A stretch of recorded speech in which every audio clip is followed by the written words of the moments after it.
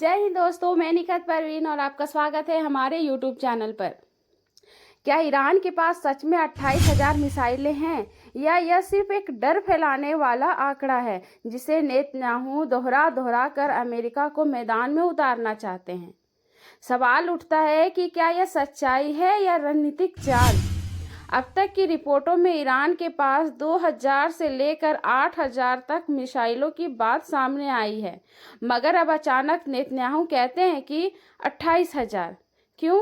ताकि अमेरिका को लगे कि समय कम है और मैदान में उतरना जरूरी हो गया है। दोस्तों, ये कोई पहली बार नहीं है जब किसी युद्ध की जमीन मीडिया के जरिए तैयार की जा रही हो। अमेरिका की खुफिया एजेंसियों ने भी अब ये स्वीकार किया है कि ईरान की मिसाइल क्षमता गंभीर है, लेकिन मिसाइलों की कुछ संख्या पर कोई स्पष्ट आंकड़ा नहीं। दोस्तों, अमेरिका की राष्ट्रीय खुफिया निदेशक तुलसी गबार्ड ने सीनेट में स्वीकार किया कि ईरान के पास बैलिस्टिक और क्रूज मिसाइलें हैं, वो भी इतनी सक्षम कि अमेरिका के मध्य पूर्व के सैन्य ठिकानों को चुटकियों में निशाना बना सके। तुलसी गबार्ड ने एक और अहम बात कही कि ईरान अब सिर्फ मिसाइलों से नहीं, साइबर हमलों से भी खतरा बन गया है, अमेरिका के नेटवर्क को नुकसान पहुंचा सकता है। दोस्तों, हिंदुस्तान टाइम्स की रिपोर्ट है कि ईरान ने इजराइल के सुरक्षा कैमरों को हैक कर लिया है ताकि यह आकलन किया जा सके कि उसकी मिसाइलों ने कितनी तबाही मचाई है। ये सिर्फ तकनीकी की लड़ाई नहीं है, ये मनोवैज्ञानिक युद्ध है। तुलसी गबार्ड के बयान का एक हिस्सा यह भी था कि ईरान ने परमाणु बम नहीं बनाया है और ना ही सर्वोच्च नेता खमेनेई ने इसकी अनुमति दी है। दोस्तों, फिर भी मीडिया और नेतन्याहू का जोर इसी पर है कि ईरान बम बनाने की दिशा में बढ़ रहा है। किसी देश को सिर्फ इच्छाओं के आधार पर परमाणु अपराधी घोषित कर देना, क्या यह न्याय संगत है? ईरानी नेता भले बम की बात करें, लेकिन इसका मतलब यह नहीं कि ईरान परमाणु बम बना ही रहा है। दोस्तों, राष्ट्रपति ट्रंप खुद अपनी खुफिया एजेंसियों के आकलन को नकार चुके हैं। बिल क्लिंटन ने कहा, नेतन्याहू हमेशा से ईरान पर हमला करना चाहते थे, ऐसा करके वो सत्ता में टिके रहते हैं। इसलिए ट्रंप के बयानों को लेकर भ्रम की स्थिति है। कभी कहते हैं 2 हफ्ते का वक्त है, कभी कहते हैं हमला टालना मुमकिन नहीं। दोस्तों, इजराइल ने दक्षिण ईरान में हमला किया।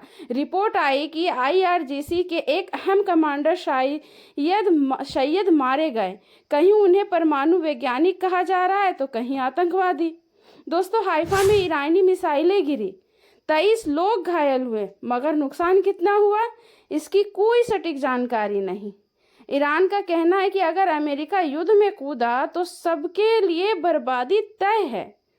दोस्तों, फ्रांस, जर्मनी और अमेरिका एक रणनीतिक भूमिकाएं निभा रहे हैं। फ्रांस अभी भी कूटनीति की बात कर रहा है कि जबकि जर्मनी खुले तौर पर कह रहा है कि हम इसराइल के लिए लड़ेंगे। पुतिन ने बयान दिया कि ईरान को शांतिपूर्ण परमाणु ऊर्जा का अधिकार है। सवाल यह है कि क्या पुतिन सिर्फ बोल रहे हैं या आने वाले दिनों में अमेरिका के खिलाफ ईरान के समर्थन में खड़े होंगे। दोस्तों, एक तरफ यूक्रेन युद्ध जारी है, क्या रूस नया मोर्चा खोलेगा? दोस्तों, इस 2 हफ्तों की मोहलत में अमेरिका अपने सैनिक अड्डों को मजबूत कर रहा है। रिपोर्टें बताती है कि मध्य पूर्व में F-16, F-22 और F-35 जैसे विमान तैनात किए जा रहे हैं। KC-135 स्ट्रेटो टैंकर और KC-46 पेगासस टैंकर भी यूरोप के अड्डे पर भेजे गए हैं। सोशल मीडिया और अमेरिका मीडिया में युद्ध को मनोरंजन की तरह पेश किया जा रहा है। ग्राफिक्स बनाकर दिखाया जा रहा है कि अमेरिका का बम ईरानी ठिकानों को कैसे तबाह करेगा। दोस्तों, जैसे कभी इराक के सद्दाम हुसैन को लेकर ग्राफिक्स बनाते थे, अब वही ग्राफिक्स ईरान को लेकर बनाए जा रहे हैं।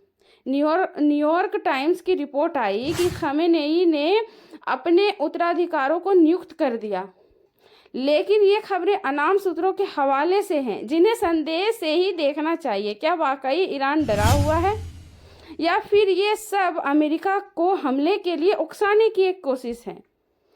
हमारे समय की सबसे बड़ी त्रासदी यह है कि युद्ध की तैयारी युद्ध से ज़्यादा मनोरंजक लगने लगी है, जहां मीडिया की भूमिका सवालों से नहीं, सनसनी से जुड़ गई है। जहां जनता युद्ध के असर को महसूस नहीं करती, बस स्क्रीन पर मिसाइल गिरते हुए देखती है। कहीं ऐसा ना हो कि एक दिन हम भी पूछे ये युद्ध किसने शुरू किया और जवाब कोई ना दे। धन्यवाद। फिर मिलते हैं नए खबर के साथ। मैं निखत परवीन। जय हिंद, जय भारत।